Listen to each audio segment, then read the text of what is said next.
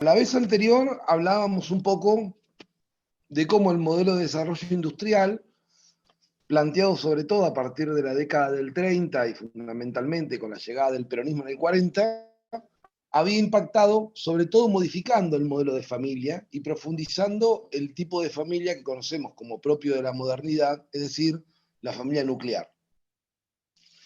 Por otro lado, el mismo modelo de derechos sociales que propone el Estado social, por lo menos en Argentina, ¿qué quiere decir con modelo de derechos sociales?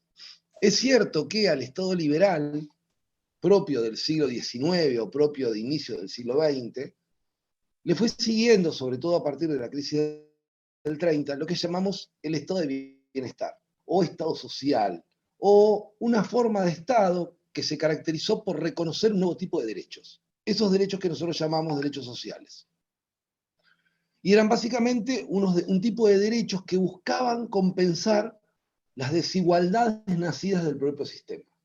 Es decir, por eso se lo llama derechos del trabajador, si no se llamarían derechos del empleador, ¿no? O sea, la idea de los derechos sociales, en el caso argentino, como en muchos otros casos, pero en el caso argentino, que es el que nos ocupa, implicó también un modelo de familia, ¿sí? Y también un modelo de distribución de roles, basados en el género y en la división sexual del trabajo. En ese modelo a la mujer se le asignaba básicamente las tareas reproductivas, ¿se acuerdan que habíamos hablado? Y al hombre se le asignaba la tarea productiva, es decir, básicamente traer el sustento en términos monetarios al hogar. Y la forma de acceder a ese sustento era por medio del trabajo. Y la forma de acceder a ese trabajo era incorporándose al mercado laboral, sobre todo en aquel sector industrial que se venía desarrollando. ¿Se acuerdan que un poco hablábamos de esto? Y en este sentido, el modelo de derechos sociales, ¿sí?, es un modelo que tiene una característica. No acceden todos los ciudadanos por igual a los derechos sociales. ¿Quiénes acceden? Los trabajadores. ¿Quiénes son los trabajadores? Aquellos que se encuentran incorporados al mercado de trabajo formal, que en aquel momento era el único mercado de trabajo, digámoslo también. Estamos hablando de 1940, 1950. Para que tengamos un parámetro, el desempleo en la Argentina en 1980 era del 1,3%. 1,3%. ¿Sí? Y nadie hablaba de informalidad laboral. Era un concepto que casi no existía en 1980. Entonces, ese modelo de derechos sociales se apoyaba sobre todo en la idea de el que recibía esos derechos era el trabajador formal. ¿Quién era el trabajador formal, si uno tuviese que preguntar? Era el varón adulto cabeza de familia. El varón adulto. Junto a ese trabajador formal accedían todos los miembros del grupo familiar. Sí, claro, accedía su mujer y accedía toda su prole, todos sus hijos. Entonces, por medio de la inserción en la estructura ocupacional, las familias lograban incorporarse al sistema de derechos sociales. ¿Se entiende bien la idea hasta aquí? Pero claro, es un modelo que discrimina en términos negativos a la mujer. ¿Por qué? Y porque favorece sobre todo el ingreso en el mercado laboral del hombre, sobre todo del varón adulto. No favorece el ingreso en el mercado laboral de la mujer. ¿Por qué? Porque supone que la mujer está cuidando a los chicos, o sea, se dedica a la tarea reproductiva. Esa tarea reproductiva es fundamental para que el sistema funcione. Porque, a ver, porque la fuerza de trabajo que se está educando ahora es la fuerza de trabajo dentro de 10 años, que va a estar en activo dentro de 10 años. Piensen, si no, que un chico de 11 de hoy es un adulto de 21 dentro de 10 años. Por lo tanto, el recambio generacional es muy rápido, no es que es tan lento como parece, es rápido, es veloz. Piensen en muchos de ustedes que seguramente hace 20 años atrás ni habían nacido y que ya hoy están dispuestas o están casi a la entrada del mercado laboral, si ya no entraron. Entonces, el recambio es muy rápido, el recambio generacional, y en este sentido, la fuerza de trabajo femenina es fundamental, porque el ser humano nace y alguien le tiene que dar de comer, y alguien tiene que cuidarlo, y alguien tiene que llevarlo al médico, y alguien tiene que llevarlo al jardín, y alguien tiene que traer de la escuela, digo, es tan fundamental que no habría estado de bienestar sin trabajo femenino oculto. Entonces, cuando se habla del estado de bienestar en Argentina o en el mundo, se olvida este pequeño hecho, que no es un pequeño hecho, sino que era un hecho tan trascendente que obligaba a la mujer a quedar atada a ese modelo de familia por el resto de su vida. Porque encima piensen que no había ni divorcio, por lo tanto era, una vez que quedé atada, mis derechos dependían de ese vínculo. O sea, era la explotación llevada a un extremo, a su máxima expresión. Dicho esto, entonces, ese modelo entra en crisis, sobre todo cuando llega el aperturismo. El aperturismo es ese modelo, si se quiere, modelo de acumulación, que se da justo con la llegada del último golpe militar en 1976. ¿Y en qué se basó el aperturismo? Básicamente el aperturismo hizo el siguiente razonamiento. Todo un sector de la economía decía, Argentina tiene una industria que no es muy eficiente, y no es muy eficiente porque está siendo protegida por el Estado. Como el Estado protege esa industria, esta industria no tiene precios reales, son precios ficticios, porque los maneja el Estado, y por ende la única forma de resolver esta ineficiencia es básicamente abriendo la competencia. ¿En qué sentido? En el mercado financiero, o sea, abriendo la competencia en el mercado financiero, es decir, en el mercado de valores, y abriendo la competencia en el mercado. ¿Sí? Tenía una lógica. La lógica de esta gente, ¿cuál era? Si yo abro el mercado financiero, las empresas argentinas pueden acceder al crédito. Si pueden acceder al crédito, pueden cambiar la maquinaria. Y si pueden cambiar la maquinaria, van a poder competir con la maquinaria internacional. Es cierto en parte este razonamiento, pero hay otras variables, como por ejemplo el valor del capital humano en un país y en otro. Y ahí empiezan a jugar los problemas de los costos, y ahí los industriales argentinos tuvieron una particularidad. Tomaron los préstamos, se llevaron la plata a Uruguay o a otros países, y empezaron a hacer algo que se conoció con el nombre de bicicleta financiera. Es decir, era más rentable, en vez de invertir en las máquinas, tomar el préstamo en dólares en Argentina, ¿sí? O mejor dicho, tomar el préstamo en pesos en Argentina, comprar dólares en el mercado negro, llevarlos a Uruguay, ¿sí? Y venderlos transformándolos en pesos y ponerlos en un plazo fijo en Uruguay, ¿sí? Con lo que daba el plazo fijo en Uruguay, traérselo todos los meses para ir pagando el préstamo. ¿Lo entienden, no? Más o menos. Y eso les dejaba una rentabilidad impresionante. ¿Por qué? Porque pasaron varias cosas. Entre otras, algo que fue muy simpático de los militares, que fue la famosa tablita, que era un sistema de devaluaciones preanunciadas, donde básicamente el gobierno creía que traía racionalidad a los mercados y anunciaba lo que iba a valer el dólar a futuro todo el tiempo, lo cual daba lugar a mucha más especulación en realidad. Y en realidad no hay forma de garantizar cuánto va a valer el dólar. Ningún gobierno puede garantizarlo por muy poderoso que se crea. Lo cierto es que la apertura, por eso se llamó aperturismo, la apertura a la competencia dio por resultado que la mayor parte de las empresas no pudiesen competir, ¿sí? Y se dio de golpe el proceso de desindustrialización más fuerte que vivió el país en toda su historia. Si uno mira una película de la década del 60, lo que va a ver es Plaza Constitución con los micros explotados de obreros que van a trabajar a las fábricas. Si uno empieza a mirar la imagen, ¿no? Posterior, esa imagen empieza a desaparecer, las fábricas, el cordón industrial comienza a desaparecer en el Gran Buenos Aires y aparece una fuerza de trabajo desocupada, por primera vez en la historia. Que en realidad uno no la ve, si ustedes me dijesen, pero la vemos, se ve en los 70, en los 70 lo que va a pasar es que va a aparecer el desempleo como problema por primera vez. El segundo problema que va a aparecer es a la caída del trabajo industrial, le va a seguir la aparición del subempleo. ¿Qué es el subempleo? Es cuando alguien trabaja 4 horas, pero está buscando otro trabajo aparte.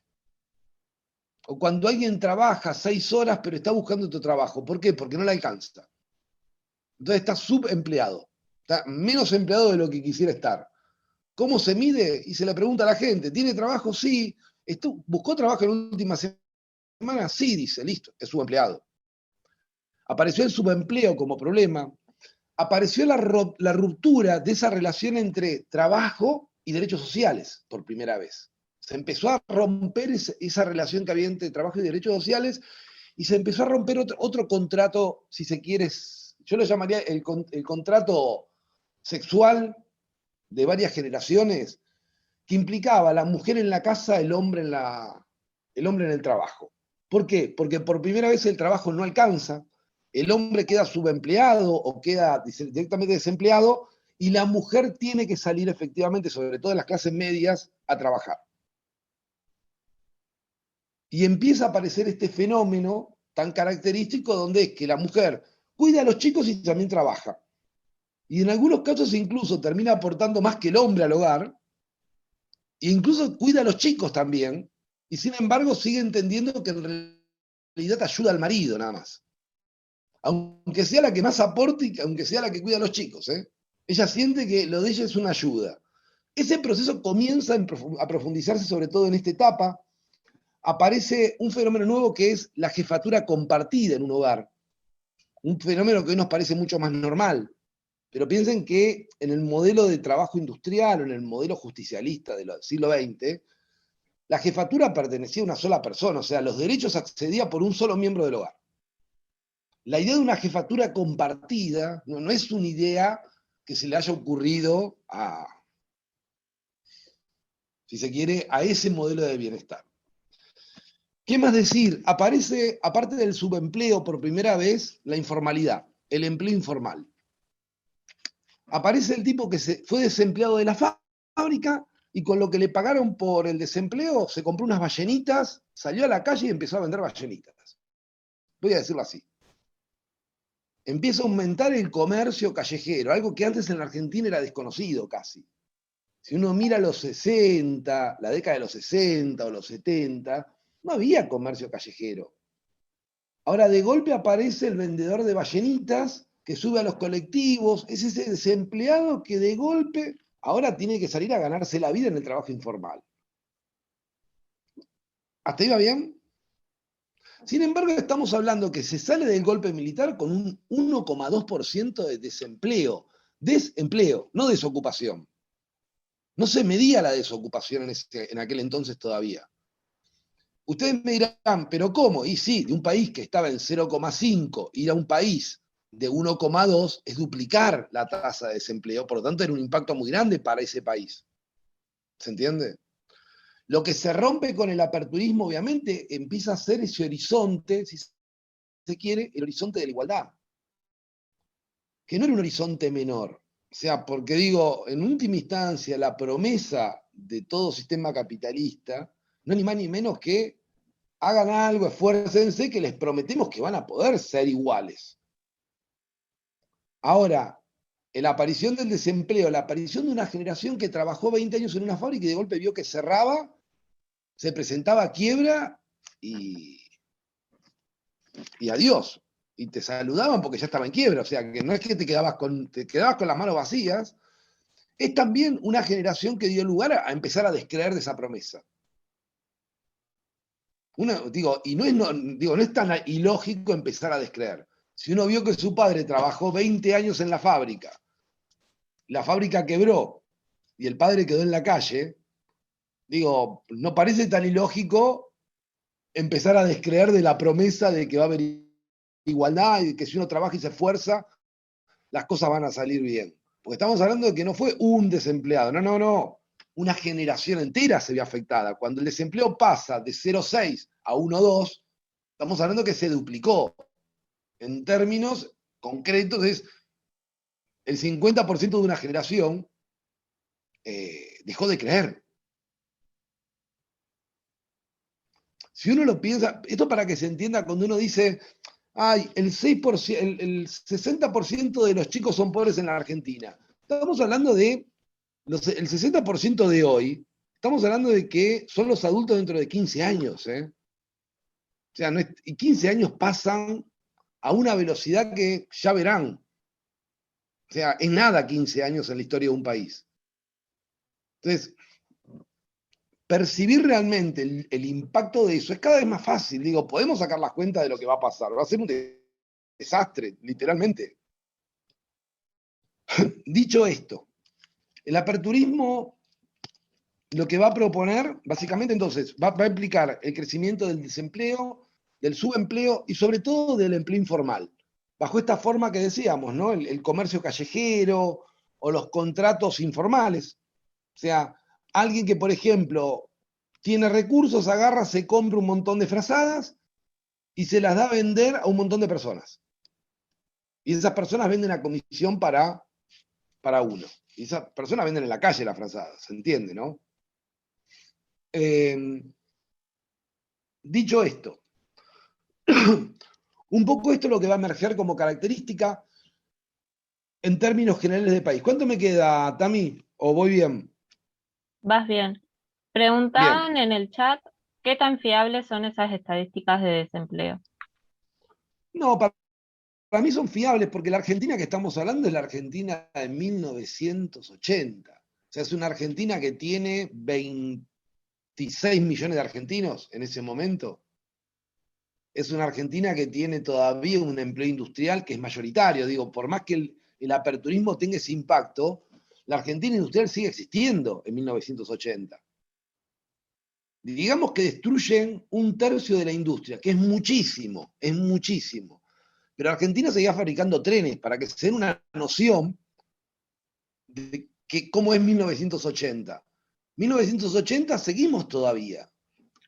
Después, ¿qué va a venir? Va a venir toda la etapa que marcan algunos autores como, si se quiere, la neoliberal, donde se va a profundizar ese aperturismo y va a ser seguido por un montón de políticas donde el Estado se va a sacar de encima un montón de empresas.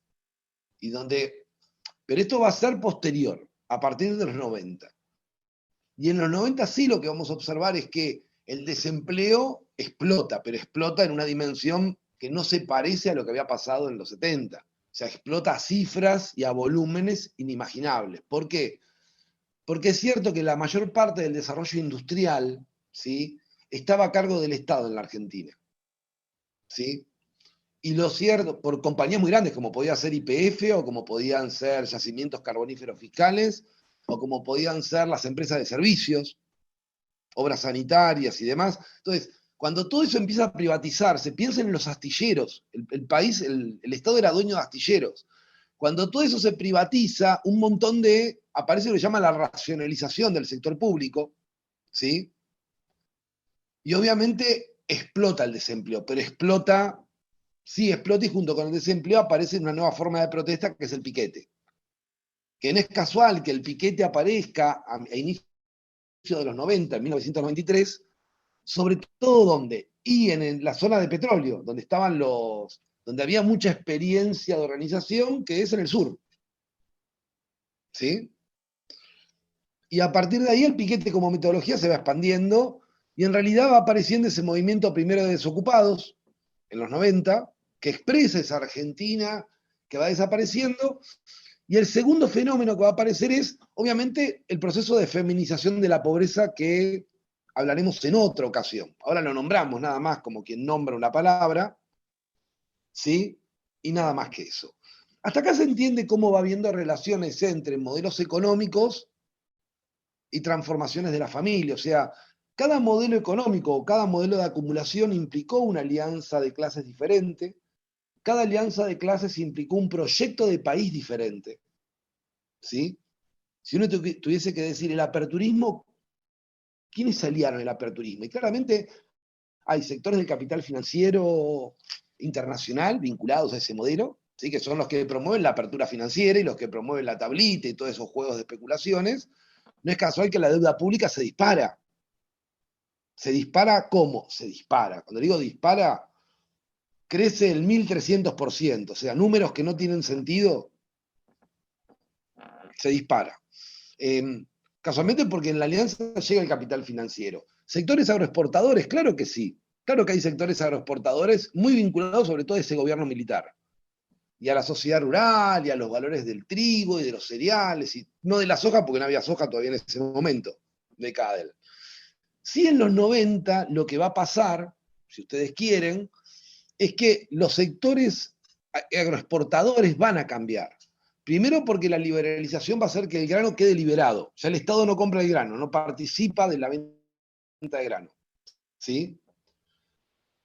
Entonces, por otro lado, porque van a aparecer los grandes pools y va a aparecer la soja transgénica con Monsanto y con todo ese paquete tecnológico que ella implica. Con lo cual los rendimientos y demás van a ser en otro nivel. Digo, porque esta es la rentabilidad en todo caso que ofrece la agricultura industrial. Le permiten a alguien en el mismo campo producir el doble. Y casi sin margen de error, casi diciendo, mirá, vas a producir casi lo mismo si haces lo mismo. Por eso se llama agricultura industrial. Y por eso va acompañada de todo un paquete tecnológico que va más allá de la semilla, no es solamente la semilla. En las semillas, el glifosato, es todo completo eso. Dicho esto, hasta acá, ¿alguna pregunta que quieran hacer?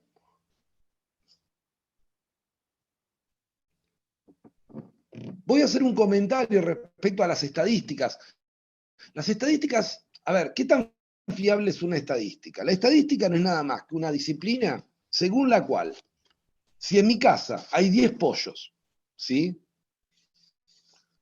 Y 5 personas, y yo me como 9 pollos, y a las otras 5 les doy un pollo, según la estadística en mi casa, cada uno nos comimos 2 pollos.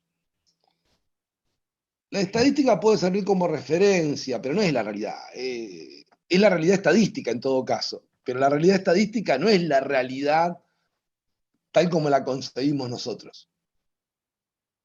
¿Nos sirve como guía? Sí, porque uno a partir de ese dato en mi casa puede decir, qué mal se distribuyen los pollos en su casa. Y sí. Entonces la estadística me puede servir si la asumo como una herramienta más para otras cosas, pero en sí mismo el dato estadístico sobre el desempleo y no es muy útil.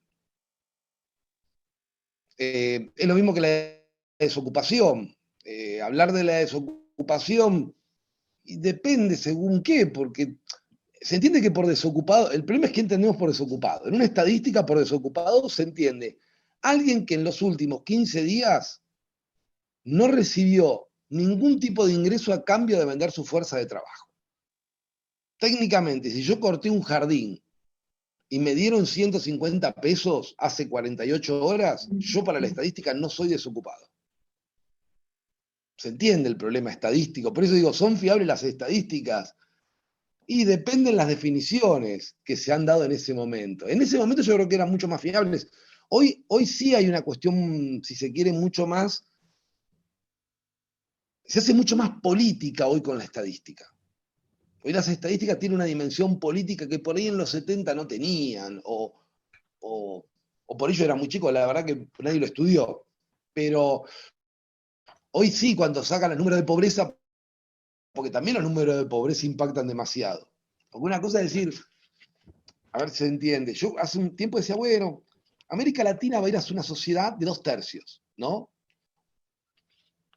Hoy estoy convencido que vamos a una sociedad de 1/3. 1/3 va a vivir bien, 1/3 va a ser pobre y 1/3 va a ser indigente. Esta es la Argentina de hoy, ¿eh? 1/3 de la Argentina es indigente. 1/3 de la Argentina es pobre. Digo, 6 de cada 10 chicos pobres es eso. Son 2/3, más o menos. Cuando UNICEF dice ahora 6 de cada 10 chicos son pobres, está diciendo eso. 2/3 de los chicos son pobres. Y 1/3 solamente es el que logra más o menos tener acceso a derechos. Dentro de ese tercio que tiene acceso a derechos, entre los cuales seguramente estamos la mayor parte de nosotros, ¿sí? Entre ese tercio seguramente hay un sector ultra reducido que excede esos derechos por el mercado. Pero la gran mayoría de ese tercio, como nosotros, todavía accedemos por medio del sistema de protección social. Y todavía accedemos por medio de combinar ese sistema de protección social con la familia, o con la red familiar, o con una red social de amigos y familiares. Porque, a ver, la protección social sola no alcanza. Si algo deja claro esta cátedra es que no alcanza con tener todos los derechos escritos ni con tener los mejores hospitales. Tiene que haber si se quiere, un acompañamiento entre la red familiar y la red de protección que es más emocional, si lo quieren ver de algún modo, no material, ¿sí?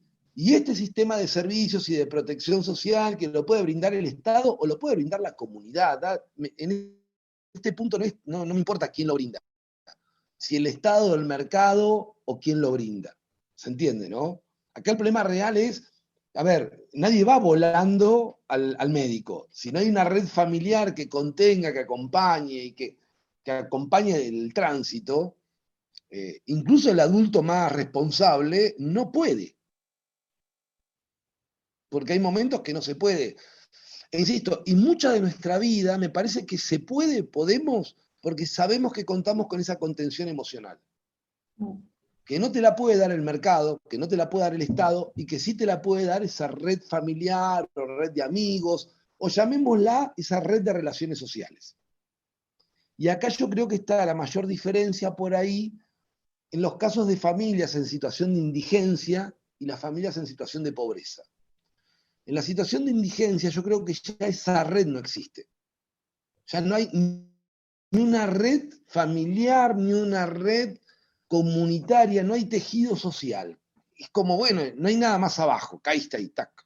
Por eso no podés acceder ni siquiera a lo mismo del Estado. O sea, el problema del indigente es que está tan lejos del Estado que no logra casi llegar ni al Estado. Y como el Estado tiene una política que no es de acercarse, claramente, sino que casualmente es una política donde si vos no demandás, el Estado no te da. Entonces el Estado no sale a buscar las situaciones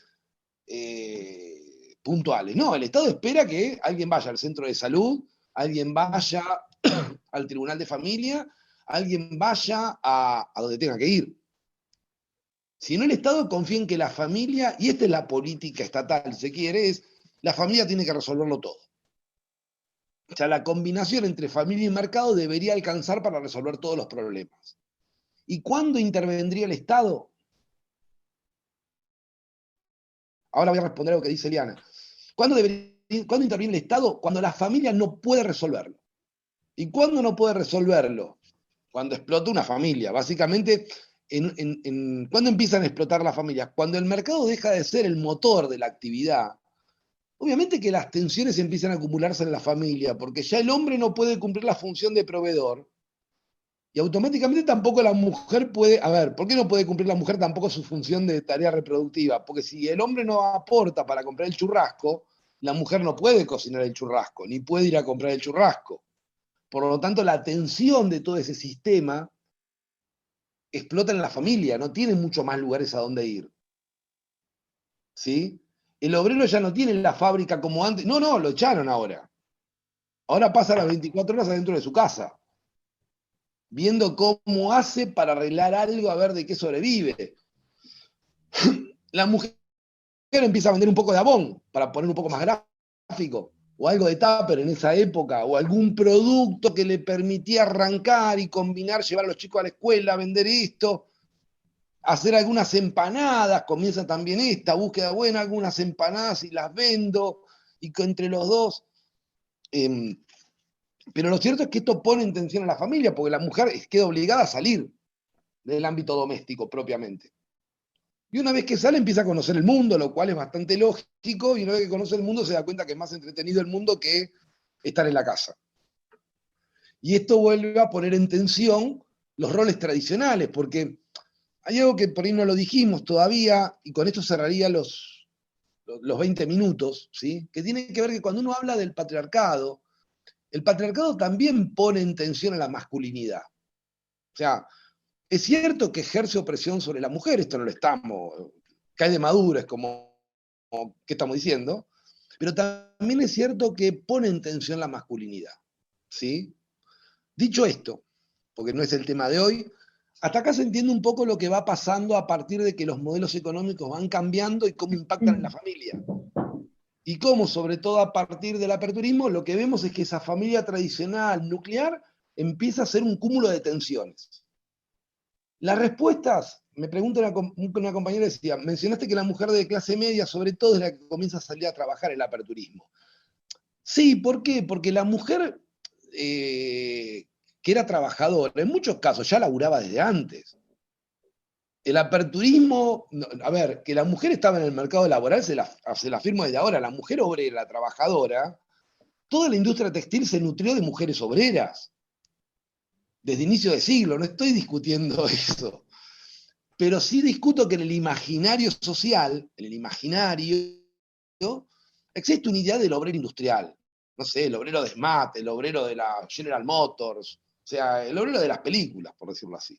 Después, es cierto que la mujer de los estratos sociales más bajos, las mujeres trabajadoras existieron siempre. Hubo históricamente un sector de la población femenina que podía ser incluso hasta hijas de clase trabajadora que se metían en las fábricas. ¿A qué? A trabajar. A trabajar para aportar a su economía familiar, después conocían su vida, hacían su vida, se casaban y el ciclo se reproducía. Cuando digo de mujeres de clase media es porque en realidad el primer impacto sobre todo, no lo recibe la clase media, lo recibe esa clase trabajadora. El aperturismo afecta a la clase trabajadora. Ese núcleo de trabajadores que iban a laburar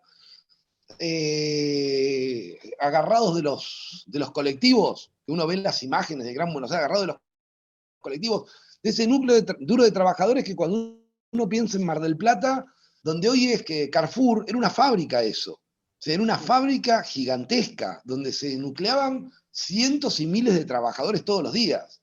O sea, a ese modelo industrial me refiero, ¿no?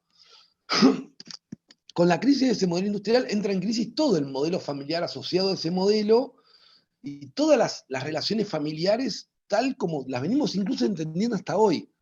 Porque en algún punto, incluso hasta hoy, seguimos pensando al éxito familiar en el sentido de una familia nuclear. Ay, no.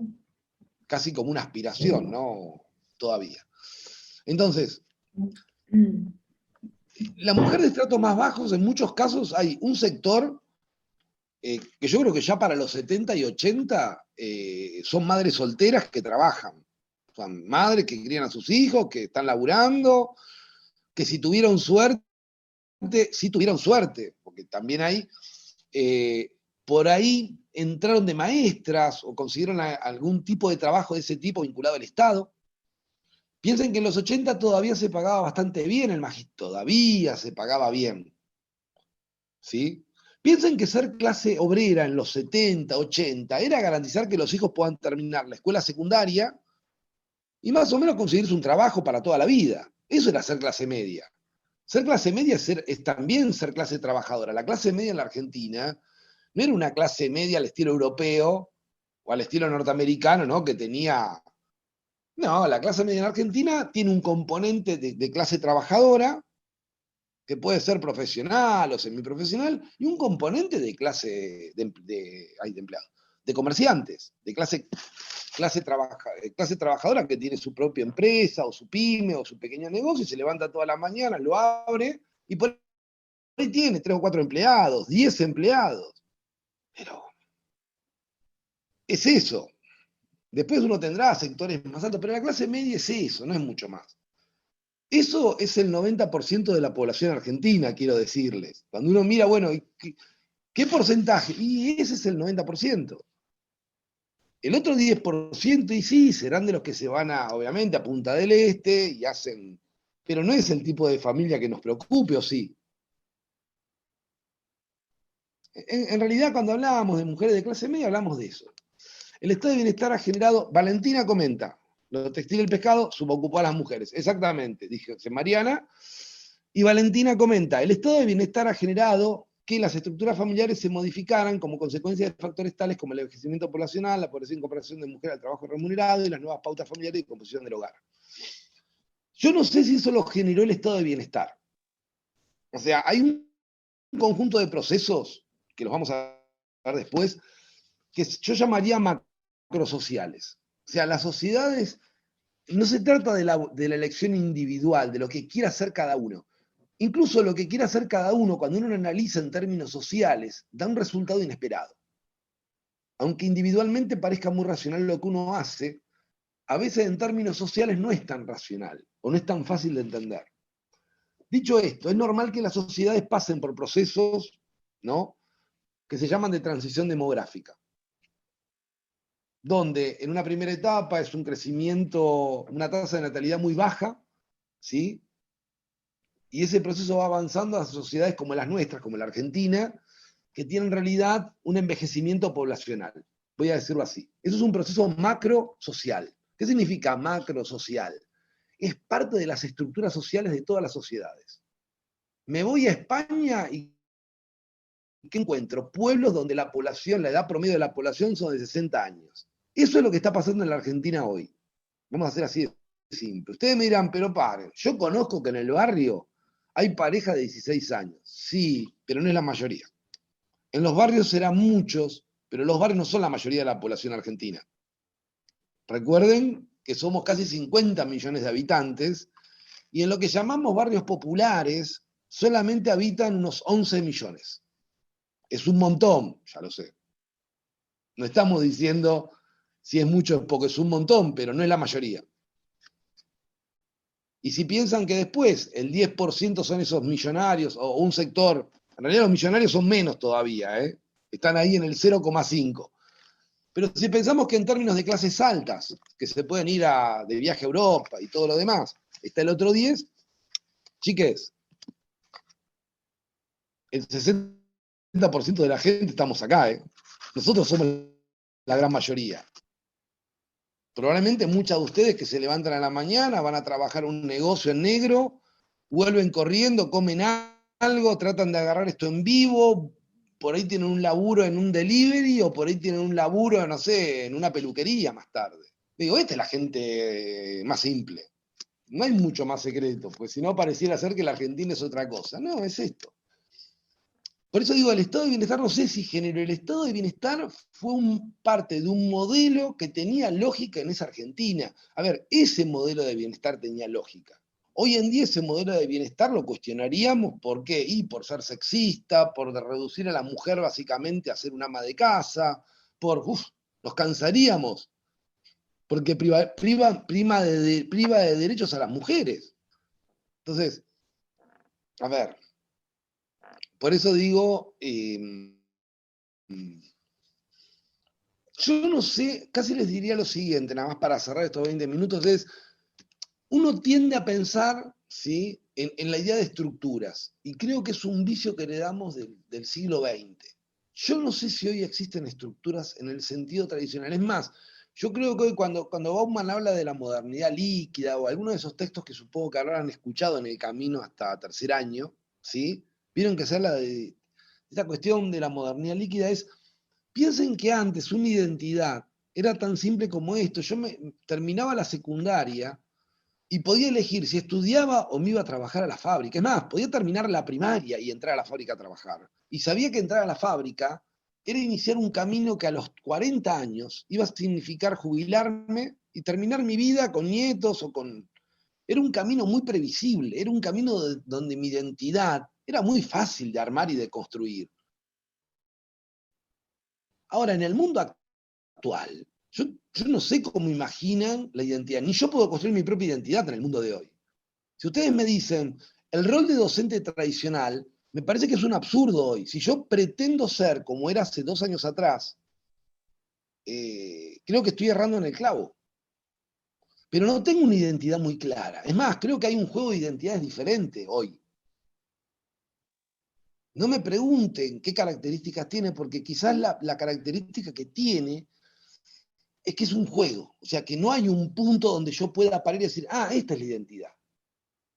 No, quizás es una identidad que todo el tiempo está en un proceso de formación y que no hay un momento definitivo. Quiero decir con esto que por ahí esto que llamamos estructuras familiares son relaciones más o menos duraderas en el tiempo, ¿sí?, pero que permanentemente están en cambio. Entonces, están tan en cambio, a ver, como los sentimientos mismos de las personas y las emociones de las personas que la forman estas relaciones familiares. Porque, insisto, no nos olvidemos, una cosa es cómo nosotros definimos una familia, entonces decimos, la familia nuclear, y otra cosa es cómo la gente en lo cotidiano vive su relación familiar. Y la gente en lo cotidiano, la gente somos nosotros, en lo cotidiano la vivimos, hay días que la vivimos con un tedio insoportable, hay días que la vivimos con mucha alegría. Digo, es como la vida misma la relación familiar. Entonces, con esto qué quiero decir nada más y con esto cierro es, atentos, porque a veces uno va y uno entra a una familia y lo que ve es una foto de un instante y por ahí se le quemaron los fideos en ese instante. O por ahí le dieron las notas o le dijeron, su sobrino acaba de morder a todo un grado, y uno entra en ese momento y la gente no tiene ganas de andar explicando lo que le anda pasando. Y uno llega en ese momento más inadecuado y cree que esa familia es algo que no es. ¿No? Esto es lo que quiero decir. O sea, pensemos más que en estructuras, en personas. Esto suena raro porque yo estoy en una posición bastante diferente a la que estaba hace unos años. Pero sí pensemos, ¿por qué? Porque se trata de humanizar un poco las profesiones. Y no veo forma de humanizarlas si hablamos de estructuras. O sea, las estructuras, es la culpa de las estructuras. En última instancia somos nada más que agentes de las estructuras. Entonces ahí sí la cosa es complicada. Si uno piensa en relaciones, uno tiende por lo menos a creer que no hay una teoría definitiva o no hay un modelo definitivo, que hay en algún punto un trabajo de construcción permanente de algún bosquejo teórico, porque tampoco se puede estar en la realidad sin teoría, ¿no? Como una cosa, un montón de datos absurdos es la realidad sin teoría, pero sí la idea de que nada es definitivo me gustaría rescatar. O sea, la idea de una estructura, pero no de una estructura en el sentido de esto es la estructura y no se mueve, sino la idea de una estructura como algo mucho más líquido y más permeable al cambio. No sé si se entiende. Entonces, por eso digo, más que pensar en familias o en estructuras familiares, me gustaría pensar en términos de relaciones familiares, de relaciones a las familias. ¿Sí? Hay momentos en la familia, ¿no les habrá pasado a todos, que por ahí un amigo tiene más influencia que un tío? Y hay momentos en la familia, en la vida familiar, no voy a decir ciclo de vida, porque voy a confundir, pero hay un momento en esa vida familiar que por ahí el abuelo es sumamente importante. Y en otro momento es el tío Pepe y en otro momento es la abuela Sara. Porque tiene que ver con que las relaciones familiares van cambiando todo el tiempo, no es que son algo, y nunca es que queremos ni a nuestros hijos de la misma manera, ni a nuestros primos de la misma manera. Hay momentos que nos apoyamos más en unos, otros en otros. La dinámica familiar es eso. Dicho esto, ahí termina mis 20 minutos. ¿Fui más o menos claro? Más. Hago un par de aportes, Ale. Marian, me retiro yo y te dejo a vos a No, cargo. quédate, no te vayas. Ah, No, vivenciándolo desde el anecdotario personal.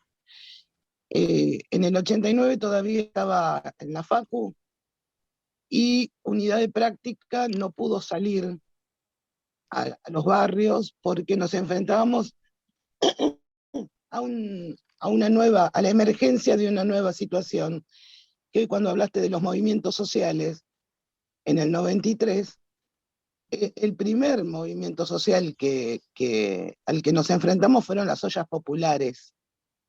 sí. Y las ollas populares estaban encarnadas por la mujer. De hecho,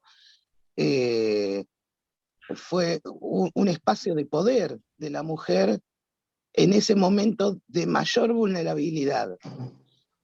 La otra cosa que veíamos en ese momento como estudiantes era en esta cuestión de atravesar el género cuando hablamos de la conformación familiar y de los modelos de acumulación, la altísima tasa de suicidios de estos trabajadores de los que hablaba Alejandro. Eran hombres que pensaban en esta previsibilidad de la que hablaba Ale, de que habían entrado en la fábrica y en la fábrica se jubilarían, y que de golpe se habían quedado sin nada y con ello también sin identidad. Y lo que se producían eran suicidios, pero chicos, cotidianos, eran una cosa impresionante y hasta lo hacían en la zona del parque de Liga. Entonces, las ollas populares, la tasa de suicidios y el otro tema que se dio en ese momento, un poquito más tarde, fue el Plan Barrios. Y el Plan Barrios, que tomó a muchísimas mujeres, redefinió esos hogares. Situaciones de violencia familiar de años,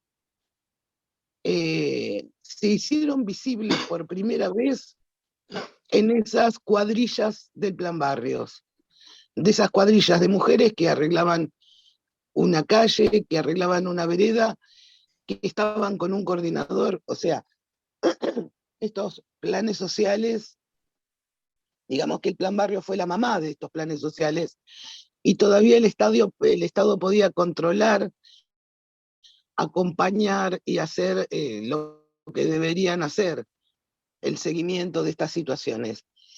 Esta no me va a salir, feminización de la pobreza. Feminización. Sí, no, nunca me va a salir. Por otro lado, en estos espacios la empoderó.